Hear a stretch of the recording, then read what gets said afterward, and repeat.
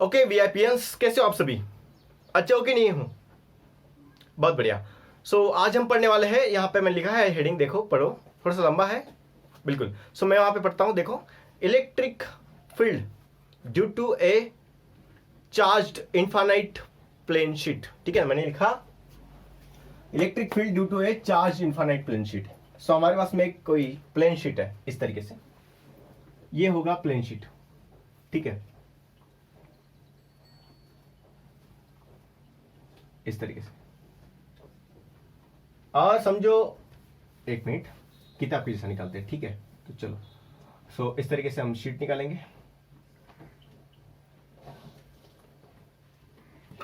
ये पूरा चार्ज्ड है, ये पूरी चार्ज्ड है। ओके, आप सुनो, यहां से आपको पता है अगर कोई शीट है तो ये कोई शीट है, समझो ये कोई शीट है, यहां से चार्जेस है तो इससे यहां से इलेक्ट्रिक फील्ड निकलेगी। अब डिपेंड करती है वो पॉजिटिव है निगेटिव है, तो भैया वो है पॉजिटिव, तो यहां से इलेक्ट्रिक फील्ड का डायरेक्शन आउटसाइड अवे। अगर इस सरफेस पे चार्ज है तो भैया पीछे वाले सरफेस पे भी चार्ज होगा, यहां से भी अवे, तो दोनों तरफ से क्या निकलेगा? Electric field. ठीक है ना, यहां से इलेक्ट्रिक फील्ड ऐसा निकलेगा और भैया पीछे से भी इलेक्ट्रिक फील्ड निकलेगा।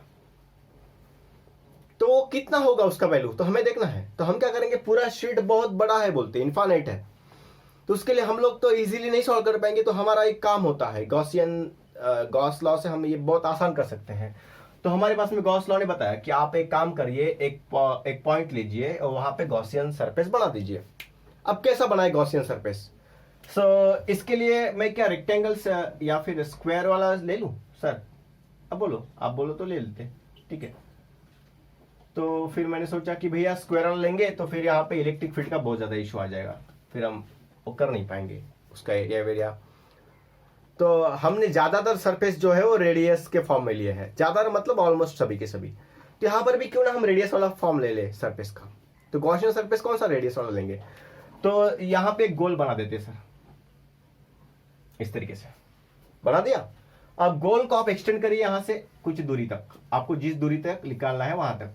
आपने समझो, आपने बोला कि भैया आर दूरी तक मुझे इलेक्ट्रिक फील्ड निकालनी है, तो आपने क्या किया, यहां से आर दूरी तक एक सिलेंडर बनाया।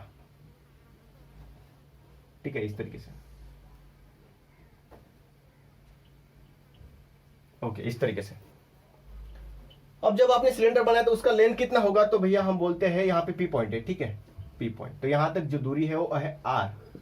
तो सिमिलरली इसके पीछे से भी इलेक्ट्रिक फील्ड निकलेगी, तो उसके पीछे में इलेक्ट्रिक फील्ड का जो डिस्टेंस है वो भी हम आर पॉइंट पे ही चेक करेंगे फिर। तो ये है हमारा पीछे वाला आर पॉइंट। ठीक है, यहां से लेके यहां तक। तो यहाँ इस दिशा में भी एक सिलेंडर बनाना पड़ेगा हमें, इस तरीके से।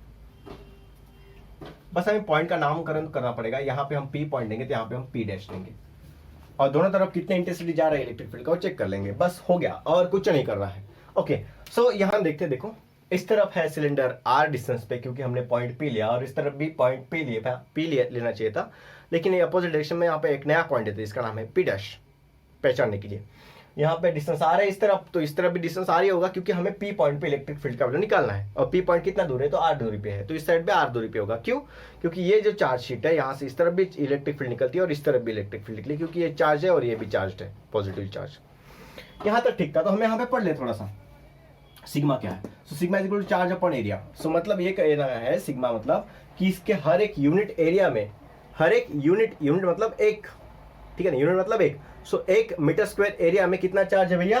सिग्मा चार्ज है, इसे बोलते हैं सरफेस चार्ज डेंसिटी। अब सरफेस क्यों ले रहे हैं? क्योंकि यहाँ पे एरिया है, यहाँ पे एक सरफेस है, इसीलिए।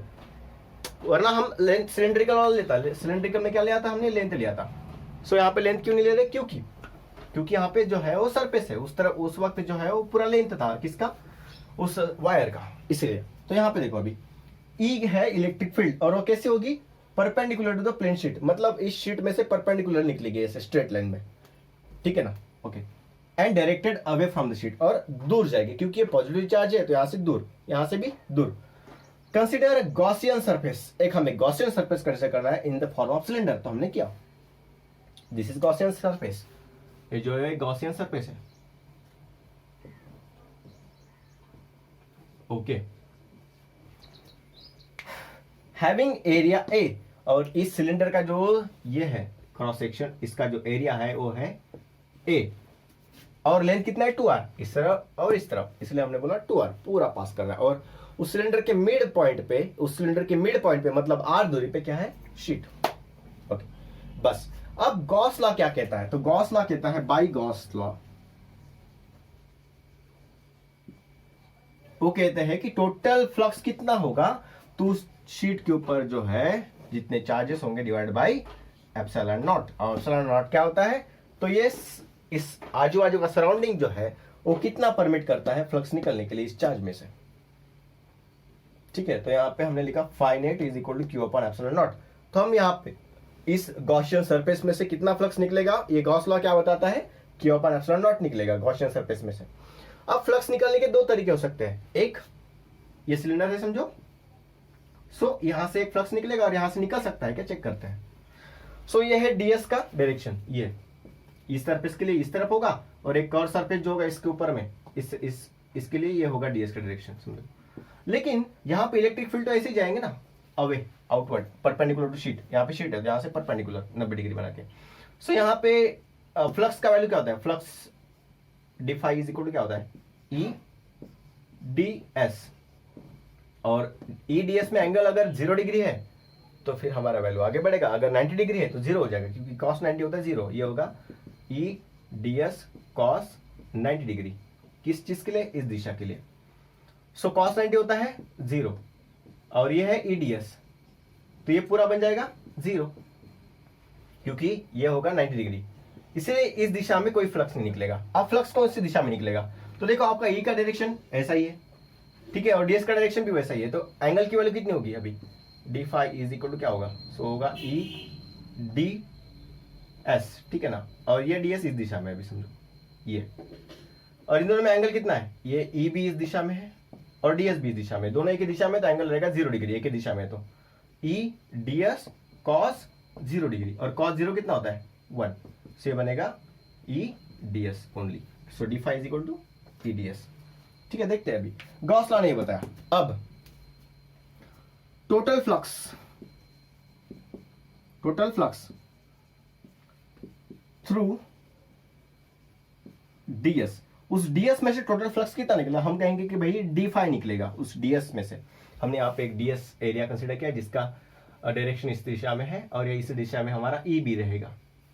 सो वहां पे डीएस डायरेक्शन में कितना फ्लक्स निकला, तो हम कहेंगे डी फाई, डीएस मतलब यहाँ पे छोटा सा पॉइंट, सो डी फाई दिशा में इतना फ्लक्स निकलेगा, तो कितना होगा, d phi is equal to क्या होता है ई, अब ई तो सेम रहेगा उस दिशा में भी और इस दिशा में भी, ठीक है, क्योंकि वो तो उसका वैल्यू सेम रहेगा, सो ई डीएस दोनों में हम वेक्टर लगा देंगे, ठीक है, डीएस माने ये एरिया और ये, सो ये डी फाई जो है ये दोनों तरह, ये पी और पी डैश पे एक ही रहेगा, सो ये पी पे भी रहेगा उतना ही और उतना ही रहेगा डी फाई जो है वो रहेगा पी डैश पे भी, ठीक है, मतलब इस दिशा में भी फ्लक्स उतना ही रहेगा और उस दिशा में फ्लक्स उतना ही रहेगा, ठीक है, सो दोनों के दोनों एक ही रहेंगे। अब ईडीएस की बात करते हैं, ठीक है, अभी इसका काम नहीं है, तो मैंने एग्जांपल के तौर पे बताया था किस तरीके से हुआ था काम करके, ठीक है, तो इसका मैं अभी यहाँ पे लिख रहा हूँ आगे का।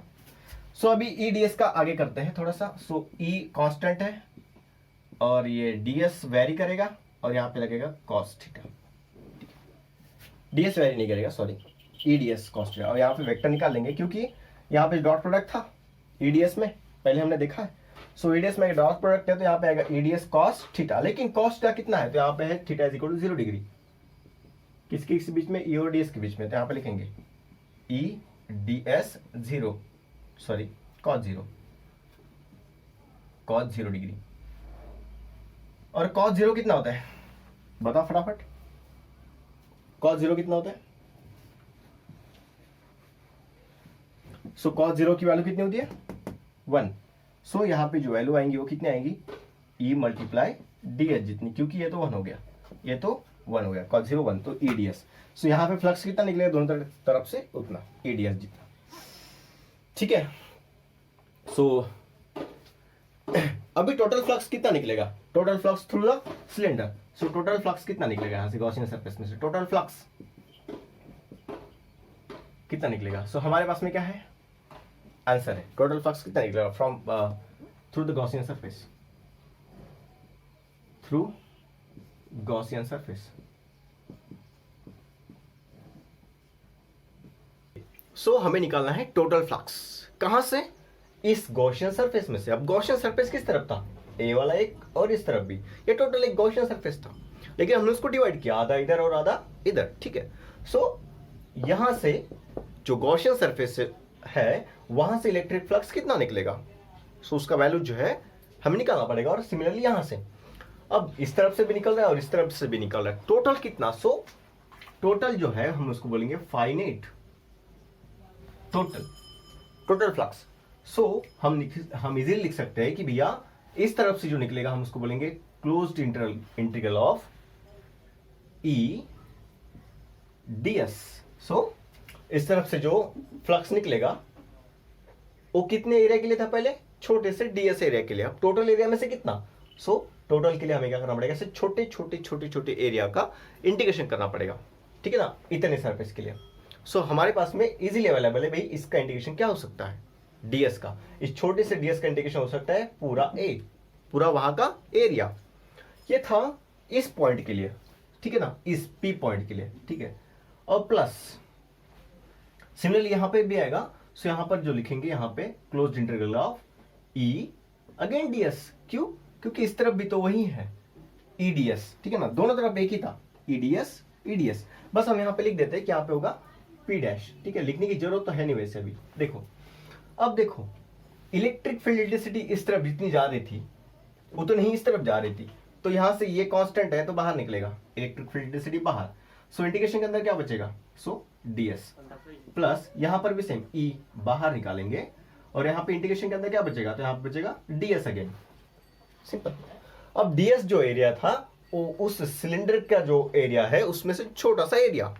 अब वहां पे सिलेंडर का टोटल एरिया कितना है, तो हमने लिखा था कि भैया टोटल एरिया जो है सिलेंडर का वो क्या है, a है, ठीक है ना, ये जो गोलाई है उसकी ये कितनी है, तो इसको हमने एरिया a बोला था, उसका वैल्यू कुछ भी हो सकता है, ठीक है।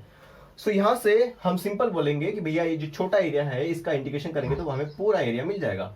सो यहां पे आएगा E capital A plus similarly यहां पर भी उतनी ही है, सेम टू सेम, तो यहां पर भी आएगा E बाहर और ds का इंटीग्रेशन कैपिटल A। तो यहां पे एक लॉजिकल बात पता चली और वो है कि EA प्लस EA, तो यहां पे डबल दिख रहा है हमें, सो यहां पे करेंगे एडिशन सिंपल, तो टोटल फ्लक्स कितना मिला हमें, so finite is equal to twice EA। अगर हमें ये मिला इसको हम बोलेंगे इक्वेशन नंबर B, और यहां पे हमने बोला होगा कि इक्वेशन नंबर A, ये था बाय गॉस लॉ और ये था हमने मैथमेटिकल कैलकुलेशन करके निकाला हुआ आंसर। तो यहां से आगे एकदम आसान चीज है, ठीक है, मैं यहां से मिटा रहा हूं, यहां ऊपर लिखता हूं, तो देखो अभी कितना आसान है, ठीक है। ये सरफेस चार्ज डेंसिटी बहुत काम की चीज है, इसको पहले लिख लेना चाहिए था हमने, ठीक है, लिखा हमने, बहुत बढ़िया। अब यहां पे भी फाइनाइट है और यहां पर भी फाइनाइट है, अगर उसका लेफ्ट हैंड साइड इक्वल है तो उसका राइट हैंड साइड और right hand side same to same होगा, ठीक है। एक बार फिर से, तो यहां से हम इसको और इसको इक्वेट करेंगे तो यहां पे देखो हमें क्या मिलेगा, Q divide by epsilon naught is equal to twice EA, ठीक है। तो यहां पर हम ऐसा लिखेंगे ट्वाइस EA। एक और बात करते हैं, यहां से जो है sigma is equal to Q by A, ये था सरफेस चार्ज डेंसिटी, तो वहां पे टोटल एरिया कितना, टोटल चार्ज कितना होगा, ठीक है, यहां पे। सो यहां से निकाल सकते हैं Q इज इक्वल टू ये जो एरिया A है, इस एरिया A में टोटल चार्ज कितना होगा, so Q is equal to sigma multiply A। तो यहां से हम इजीली निकाल सकते हैं कि Q is equal to sigma, ठीक है, सिग्मा मल्टीप्लाई A, इसको अच्छे से ब्रैकेट बना के रख दो। अब इस Q का वैल्यू यहां पे पुट कर देंगे इजीली, ठीक है। तो हमें क्या मिलेगा, देखो, सो हमें मिलेगा सिग्मा A, यहां पे लिखेंगे sigma A divide by epsilon naught is equal to twice EA, और यहां से A और ये वाला A कैंसिल हो जाएगा। तो हमें क्या मिलेगा, सो हमें मिलेगा यहां पे E जैसे का वैसे, और यहां पे जो है sigma as it is, epsilon naught as it is, और ये जो 2 मल्टीप्लाई में इस तरफ इधर आके बनेगा डिवाइड में, सो हमें एक नया वैल्यू मिला इलेक्ट्रिक फील्ड इंटेंसिटी का, और वो है sigma upon twice epsilon not. ठीक है, सो इस वैल्यू का हम यूज करके इजीली निकाल सकते हैं कि भैया अगर हमारे पास में कोई भी एक चार्ज्ड प्लेन शीट है जिसका डायमेंशन इनफाइनाइट है, तो उस शीट के लिए electric field intensity at any point उससे दूर इस तरफ या फिर उस तरफ कितनी होगी इलेक्ट्रिक फील्ड इंटेंसिटी की वैल्यू। तो अगर हमें वहां का चार्ज डिस्ट्रीब्यूशन पता है, सिग्मा का वैल्यू मतलब सरफेस चार्ज डेंसिटी पता है, 2 तो सबको पता है और एप्सिलॉन नॉट सबको पता है 8.5 10 to the power। ठीक है, सो ये जो वैल्यू है आपको पता है, बस सिग्मा अगर पता हो तो इलेक्ट्रिक फील्ड इंटेंसिटी इजीली निकाल सकते हैं। तो इतना आसान है इस तरीके के सरफेस के लिए गॉसियन लॉ का यूज करके इलेक्ट्रिक फील्ड इंटेंसिटी निकालना। ठीक है, इसके ऊपर एक बढ़िया सा न्यूमेरिकल करते हैं। इस न्यूमेरिकल बहुत आसान है, सुनो। Charge per unit area of large flat sheet, जैसे उसने बोला फ्लैट शीट है हमारे पास में, तो हम निकाल लेंगे फ्लैट शीट को। ठीक है, सो किस तरीके से निकालेंगे देखो, आप कैसे भी निकाल सकते हो। ठीक है, इस तरीके से भी निकाला तो भी चलता है। ये फ्लैट शीट होगा। ठीक है, और ये पूरा चार्ज्ड है। ठीक है, और चार्ज किस तरीके से है, सो यहां पे कितना चार्ज टोटल हो तो नहीं बताएगा, लेकिन वो क्या बताएगा कि उसका जो चार्ज पर यूनिट एरिया है, this is important, charge per unit area, इसका यूनिट में देखो, चार्ज पर यूनिट एरिया। ठीक है, सो चार्ज का यूनिट होता है कूलम और एरिया का यूनिट होता है मीटर स्क्वायर, तो इस हिसाब से कहीं ना कहीं उसका आंसर होगा। तो ये क्या होता है, सिग्मा। ठीक है, ये सिग्मा होता है। तो हमें जो वैल्यू गिवन है वो है सिग्मा का वैल्यू। ठीक है, sigma is equal to what, 3। देखो माइक्रो कूलम, माइक्रो तो एक उसका जो है micro coulomb per metre square, ये तो उसका एक साइज बता रहा है माइक्रो। ठीक है, और यहां पे जो है कूलम जो है वो चार्ज का यूनिट है, और यहां पे जो है मीटर स्क्वायर। सो यहां पे देखो माइक्रो का कन्वर्जन जब हम करेंगे तो यहां पे आएगा 3 × 10 to the power -6 coulomb per metre square. So हमने उसे कूलम पर मीटर स्क्वायर में कन्वर्ट कर लिया है। अब सिंपल, इस शीट के लिए इलेक्ट्रिक फील्ड इंटेंसिटी का वैल्यू कितना होगा, सो होगा sigma divide by twice epsilon not. इसका वैल्यू हमें पता है, सो सिग्मा का वैल्यू हमें पता है 3 × 10 to the power -6 divide by 2, और कूलम एप्सिलॉन नॉट का वैल्यू जो है वो है 8.85 10 to the power -12। ठीक है, इसका जब हम टोटल आंसर निकालेंगे, आप कैलकुलेट करके निकालो तो कितना आएगा। सो इसका जो टोटल वैल्यू आएगा वो आएगा 1.7 10 to the power 5। What is electric field, force per unit charge, force per unit charge. So force का यूनिट आना चाहिए न्यूटन, और ठीक है, और चार्ज का यूनिट जो है वो है कूलम। सो यहाँ पे आंसर आएगा 1.7 10 to the power 5 न्यूटन पर कूलम। सो ये बहुत ही आसान न्यूमेरिकल था। ठीक है ना, इससे आसान कुछ नहीं हो सकता। तो मिलते हैं नेक्स्ट सेशन में। ठीक है, ओके।